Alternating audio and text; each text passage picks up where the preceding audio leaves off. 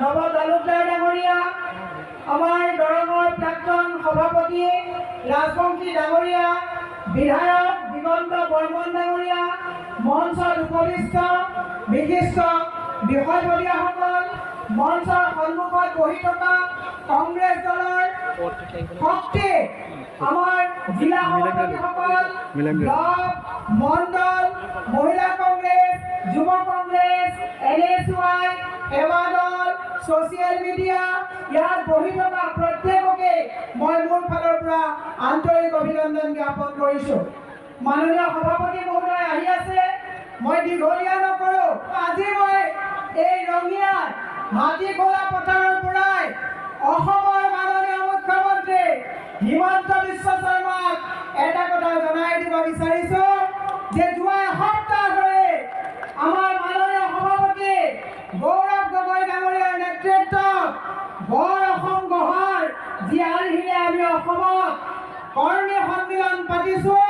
হাজাৰ হাজাৰ অসমৰ কংগ্ৰেছৰ কৰ্মীয়ে কঁকালত টঙালি বান্ধিছে। অন্যায়, অত্যাচাৰ, দুৰ্নীতি, ভ্ৰষ্টাচাৰ, ভোট চোৰ, মাটি চোৰ, গৰু চোৰ, চিণ্ডিকেট চোৰ, চুপাৰী চোৰ, কয়লা চোৰৰ বিৰুদ্ধে স্কুল বন্ধ কৰি মদৰ দোকানৰ ৰাজহৰে ৰাজ্য চলোৱাৰ ভ্ৰষ্টাচাৰী মুখ্যমন্ত্ৰীক গাড়ীচ্যুত কৰাৰ বিৰুদ্ধে কৰ্মীয়ে কঁকালত টঙালি বান্ধিছে। হিমন্ত বিশ্ব শৰ্মাই আজি চাই লওক চৰ্টকাট ৰাস্তাৰে অসমৰ ভোটাৰ লিষ্টৰ পৰা মানুহৰ নাম কৰ্তন কৰি চাবিচত তেওঁ যি বচনত দখল কৰাৰ ব্লুপ্ৰিণ্ট কৰিছে। কংগ্ৰেছৰ লক্ষ লক্ষ তৃণমূল কৰ্মীয়ে অসমৰ জাতি জনগোষ্ঠীৰ সকলোকে লগত লৈ এইবাৰ ক্ষমতাচ্যুত হিমন্ত বিশ্ব শৰ্মাক কৰাৰ আখৰাত আমি সকলো আজি লিপ্ত হৈছোঁ, অন্তৰ্ভুক্ত হৈছোঁ। মই হিমন্ত বিশ্ব শৰ্মাক ক'ব বিচাৰিছোঁ যে এতিয়া নিৰ্বাচন আহিছে, মাহত দুবাৰকৈ নৰেন্দ্ৰ মোদী আৰু অমিত শ্বাহ অসমলৈ আহিবলগীয়া হৈছে।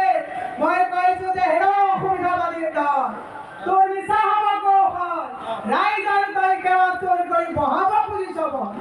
৭,০০০ অসমৰ চৰকাৰী বিদ্যালয় বন্ধ কৰিলা, অসমৰ মাতৃ সমাজে পাহৰা নাই। আকাশলংঘী বস্তুৰ দাম বৃদ্ধি হ'ল ১২৫০ টকা, দৈনিক ৪১ টকাকৈ দিছা আৰু চৰকাৰী ভাড়াৰ বোজা ৫২,০০০ টকাকৈ সেই ১২০০ টকীয়া বাইদেউসকলে দৈনিক ১৪২ টকা EMI কাটি লৈ গৈ আছা। পাহৰিছে বুলি ভাবিছা নেকি? আজি হিমন্ত বিশ্ব শৰ্মা দাভোচত গৈছে বিনিয়োগ আনিবলৈ। মই আজি ৰঙিয়াৰ পৰা সকীয়াই দিব বিচাৰিছোঁ, এডভান্টেজ আছামৰ নামত আমাক যে লুণ্ঠন আৰু ৰামঠগন দিলা, তোমাৰ টুইন টাৱাৰ ক'ত দেখুৱালা? টুইন টাৱাৰটো ক'ত আছে অসমৰ ৰাইজে চাব বিচাৰিছে। এক্সপ্ৰেছ হাইৱে অসমে চাব বিচাৰিছে, গুৱাহাটীত মেট্ৰ' ট্ৰেইন অসমৰ ৰাইজে চাব বিচাৰিছে। অসমৰ ৰাইজক তোমালোকে ব্ৰহ্মপুত্ৰ খননৰ কথা কৈ ৰামঠগন মাৰিছিলা।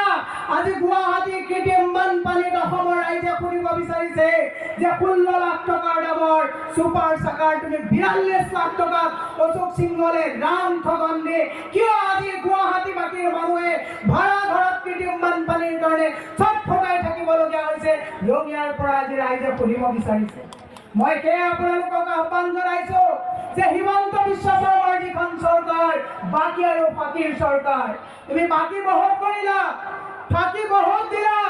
এতিয়া দাভোচত গৈ নতুন অৰ্থনৈতিক বিনিয়োগৰ কথা কৈ অসমৰ ৰাইজক ফাঁকি দিব নোৱাৰিবা, কাৰণ নিৰ্বাচনৰ আগলৈকে জানুৱাৰী মাহত ৬ তাৰিখে তুমি ১,০০০ কোটি টকা ধাৰ লৈছা, ১৩ তাৰিখে ১,০০০ কোটি টকা ধাৰ লৈছা, ২০ তাৰিখে ১,০০০ কোটি টকা ধাৰ লৈছা আৰু তুমি ১২৫০ টকা দিয়া মহিলায়ো কিন্তু প্ৰসৱ বেদনাত তোমাৰ মিটিঙত গৈ সন্তান জন্ম দিবলগীয়া হৈছে।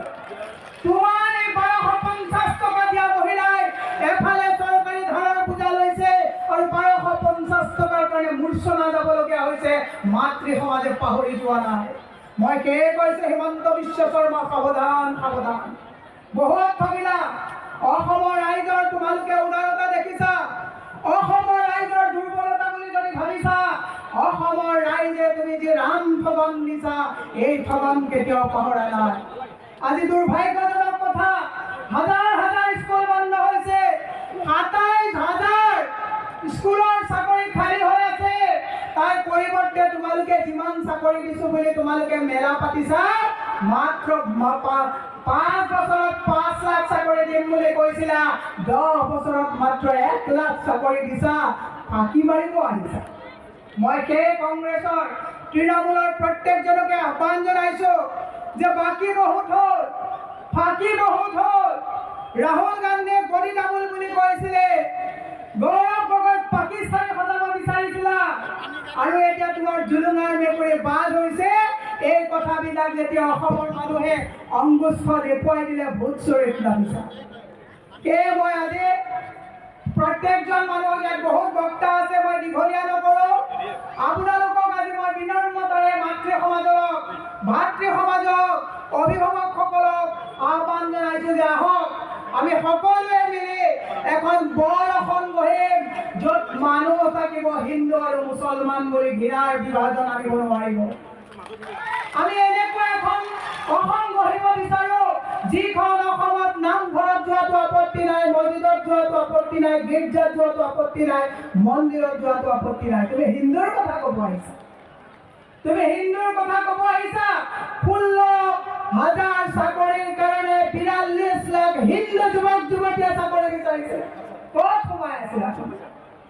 সেইকাৰণে মই হিমন্ত বিশ্ব শৰ্মাক কৈছো, তুমি না হিন্দুৰ না তুমি মুছলমানৰ, তুমি আদানী আম্বানী, তুমি তোমাৰ পত্নী ৰিণিকী ভূঞাৰ য'ত মাটি লাগে তাত মাটি নিদিয়ে। মাটি দেখিলে তোমালোক থাকিব নোৱাৰা, এফালৰ পৰা লুণ্ঠন কৰিছে। গতিকে এই লুণ্ঠনকাৰী হিমন্ত বিশ্ব শৰ্মাক সমুলঞ্চ উৎখাত কৰিবলগীয়া হ'লে আপোনালোকে কমলপুৰ, ৰঙিয়া, আপোনালোকে আমাৰ যিমানখিনি আজি ইয়াত যিমানবিলাক আমাৰ সমষ্টিৰ যি লোক আছে, প্ৰত্যেকৰ পৰা সমুলঞ্চ হিচাপে আমি বিদায় দিব লাগিব। লাগিব নে নালাগিব? বিদায় দিব নে নিদিয়ে? 24